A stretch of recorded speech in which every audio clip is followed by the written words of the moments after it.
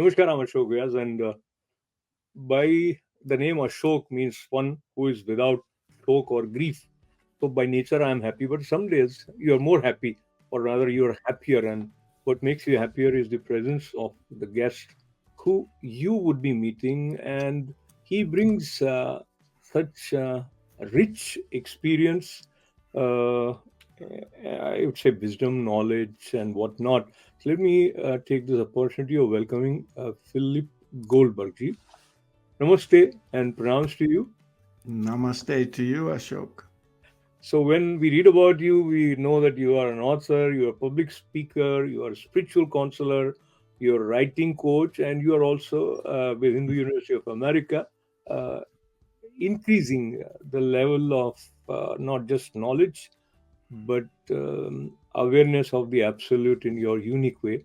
So let me request you, if I may, to share with us the initial questions that were bothering young Philip Goldberg. Well, that was a long time ago, Ashok, and I was a student in the 1960s. And any of your listeners who were here in America in the 1960s or read about it or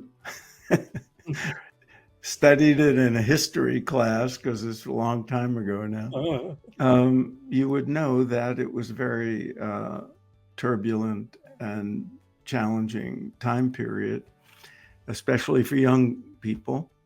And I was in that category of young people who wanted to change the world and was very dissatisfied with conventional wisdom and very upset about social conditions, civil rights, and especially the Vietnam War.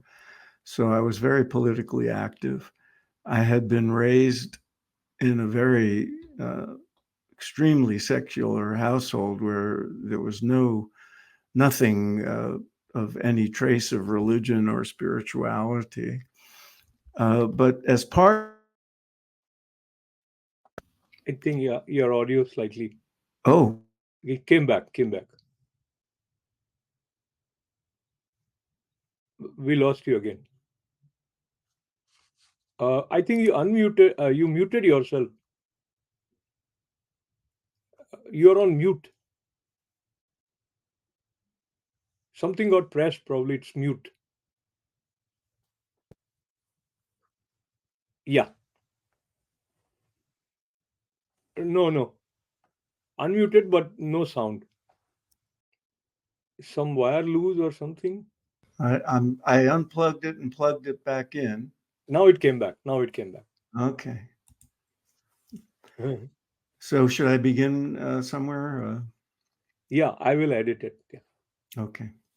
So a part of the experience of many young people back then was we were unhappy and anxious, and we, for some of us, that included wanting to understand life better, understand who we are, what we are, what we're made of, how we connect to the rest of the universe and to one another, and how to be happy, how to have a fulfilled life. And all the conventional answers were just not satisfying. So in that context, in the what was then called the counterculture, the circles of people who were searching and struggling, um, and trying alternative ways of living. Um, the wisdom that came to us from India, mostly in the form of what we call Hinduism and Buddhism, and within Hinduism, especially Vedanta philosophy and yoga philosophy, those insights, those great teachings started to be available to us in books, and people would hand out and borrow books from one another because very, very few of us could afford to buy them. And we were, in my case, I as soon as I read some of the texts, at first it was Westerners, American philosophers and psychologists and people like that, poets, writing about Eastern philosophy, Indian philosophy. And then I went right to the sources. So I remember the first time I read the Gita, first time I read the Upanishads. I couldn't get enough. It was just this breath of fresh air. It was like, oh my God, I'm finally finding some answers that are in a different category from religion as we all understood it, and that we had all rejected it. This made sense. It held up to reason. It was not incompatible with science and history as we knew it. And nobody asked me to believe in anything I couldn't believe in. This was important to us back then, because we were not trusting of authority figures in any realm of life, much, and especially religion. So this seemed more like, we could consider these teachings something like hypotheses, something like scientific insights, something like revelations that come to great thinkers and great minds. And we could investigate on our own. And in that context, it became very clear to me, I don't know why to this day I resonated so strongly with these teachings. It was unlike anything you would predict if you knew my background. But so maybe it was a past life, as a yogi. I mean, I have no idea. But I wasn't the only one. There were hundreds of thousands of us drawn to these teachings. And in that context, some of the gurus and swamis and Buddhist teachers started to come in larger numbers in the 60s. Prior to that, there were only historical figures like Swami Vivekananda and Yogananda, whose autobiography was very popular, but they were gone. And then suddenly gurus started to come. So we went. Allow me to interrupt, and we will Yeah, continue from here, please. right?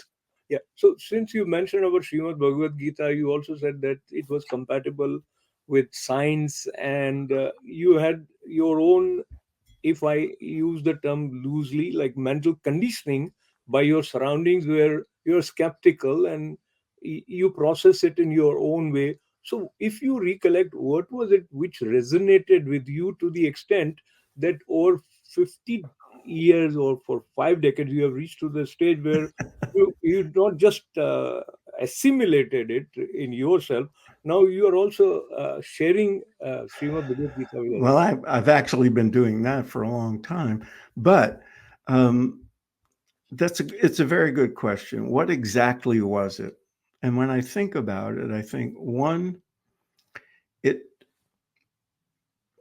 it told me that I was not just this personality called Phil, that there was something more, something that you get glimpses of maybe from time to time.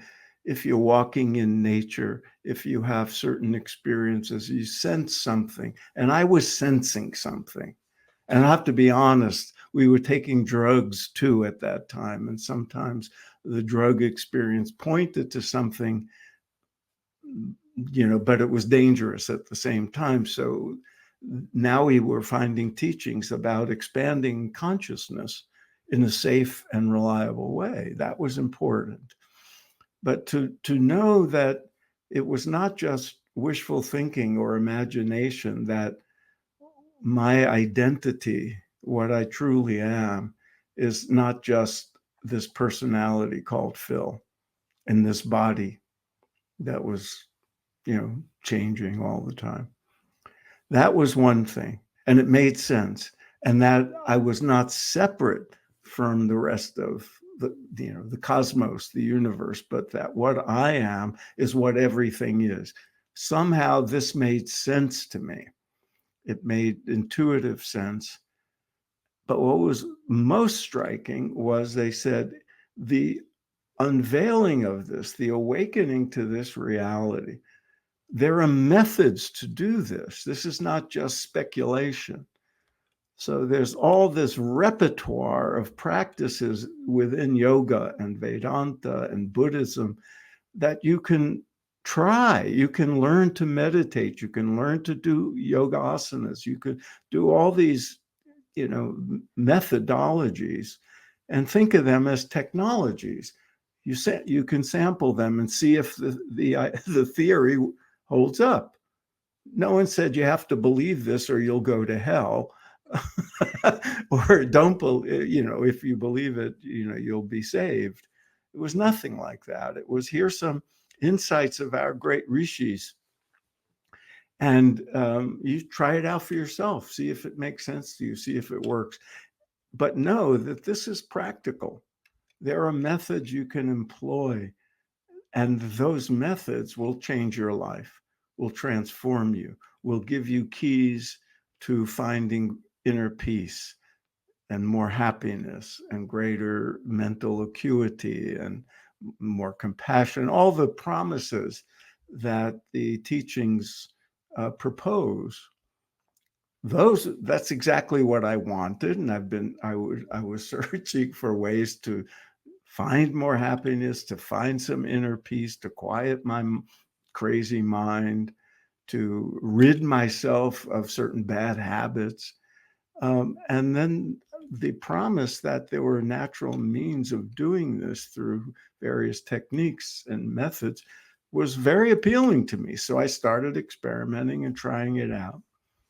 And that was convincing, that promise. In the Gita, it talks about having, I'll never forget the first time I read this, I said, this is what I want. It said the yogi has equanimity, inner stability and peace in loss and gain, in pain and pleasure, in defeat and victory. And I said, okay, that's what I want. I want that inner peace and stability because my life was turmoil. There was another event at that time. I grew up in New York. I moved to Boston in the middle of all this turmoil. And someone told me about the Museum of Fine Arts in Boston. And there's a room, a gallery called the Temple Room. And that I didn't know anything about Buddhism or Hinduism at the time. And I was told, to go and see that artwork. And it was just, it's a fairly small room, but it's beautiful and elegant. It's still there, of these beautiful Buddhist statuaries of Buddhas and Bodhisattvas. And I remember walking around and looking at the faces in statues and thinking, whatever those guys had, I want it. I want that peace. I want that equanimity. That was a very important moment. And then I was doing all this reading and I thought, oh, it's actually achievable. It's actually possible. So I started experimenting, and that launched me on my own spiritual path. And I found this affinity with India, and especially with the Vedanta and the yoga philosophy. And I just wanted more and more. So in my case, as with many people at that time, different people were drawn to different gurus and different lineages and different teachings. And on the heels of the Beatles going to India and learning transcendental meditation, that was such a big deal back in those days among our youth. It was just all over the news and everything. And at a certain point, I said, okay, I'll try this transcendental meditation stuff. And I did, and it worked, and it did profound, it had profound benefit to me in my life. And so I plunged into it in a big way, and eventually became a teacher of it. And then years later, got more diverse in my approach to things. And here we are. Wonderful. So where we are, we have very, very rich Philip Goldberg with his call it experiment, investigation, contemplation, and his love for words continued with him, and that also is available in the form of few books for us. So let me quickly bring to our viewers' attention. There is one book that came was Road Signs on the Spiritual Path, Living at the Heart of a Paradox. And I think before going to to next book, if you want to say some brief tidbit about this book.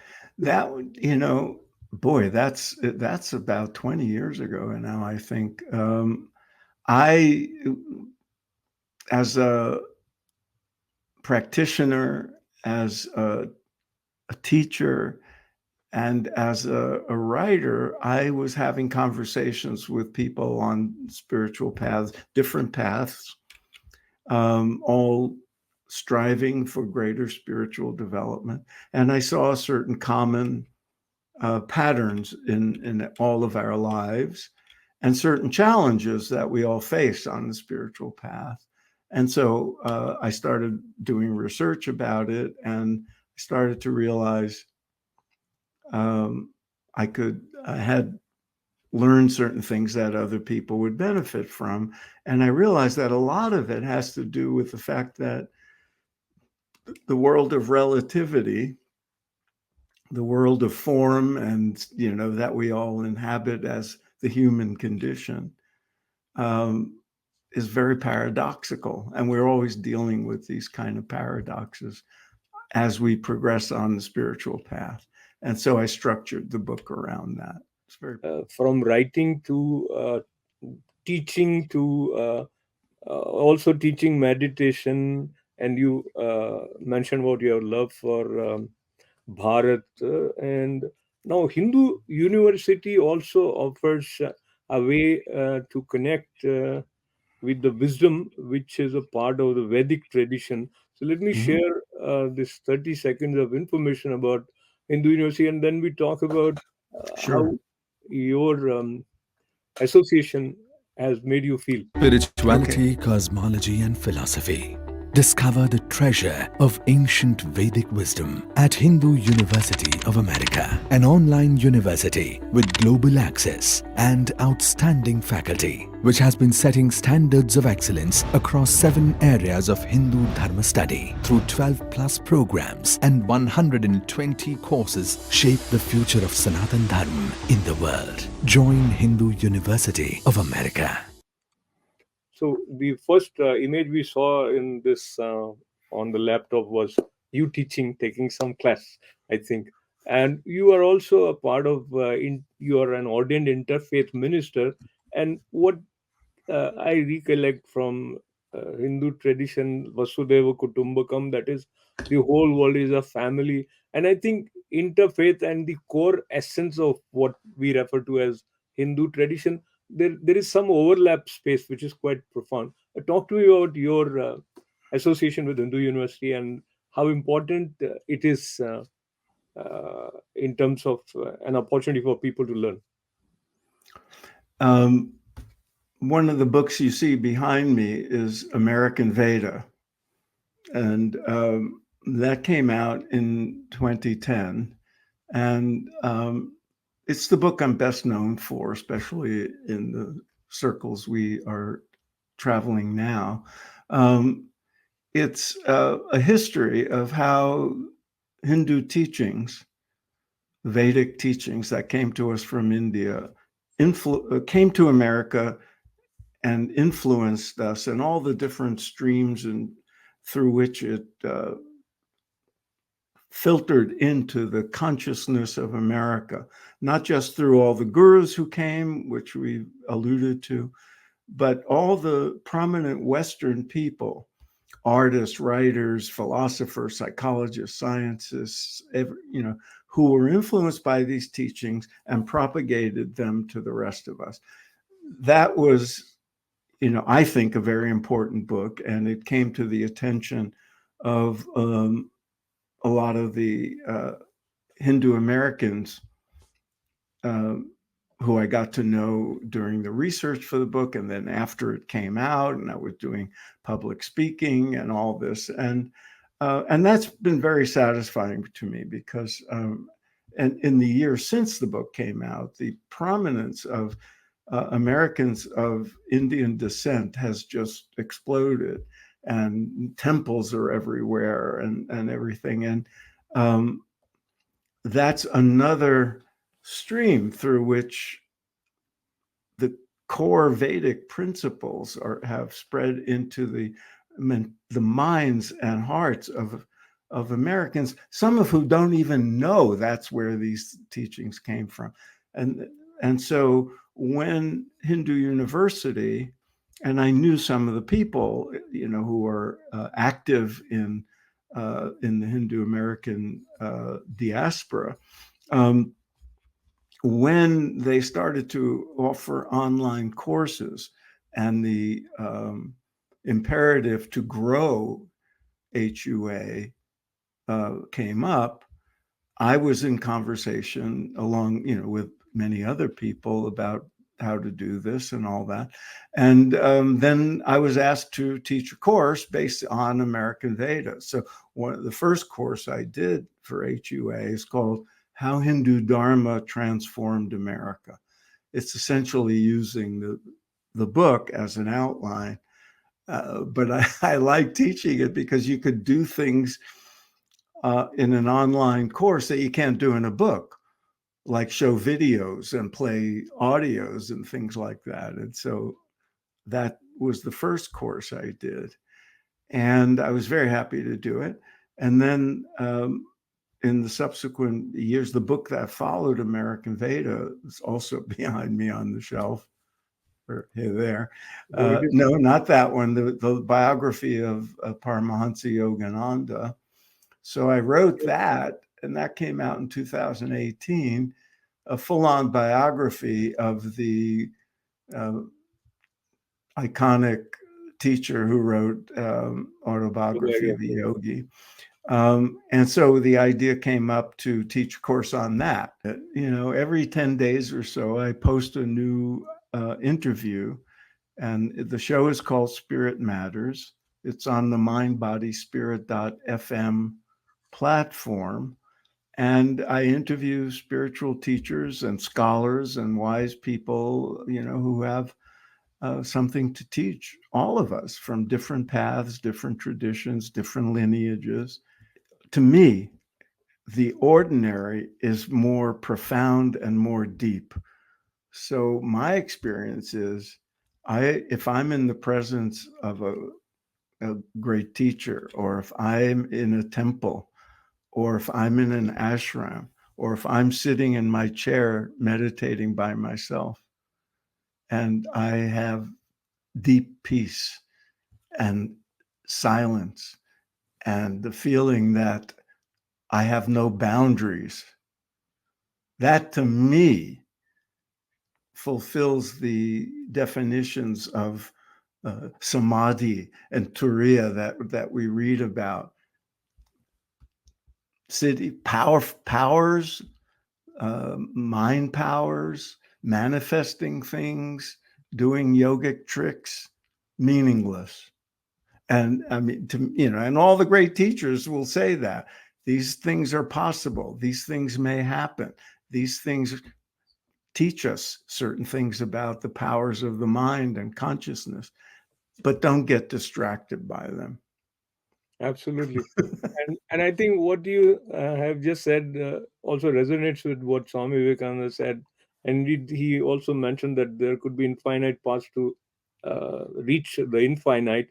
So each path has its own respect and value. And I'm really happy to be talking to you, as well as learning and sharing about the wealth of knowledge and your experience which is also available in the form of these wonderful books as well as podcasts, and of course through Hindu University of America also you are sharing your knowledge. Yes, I'm very honored to be part of that.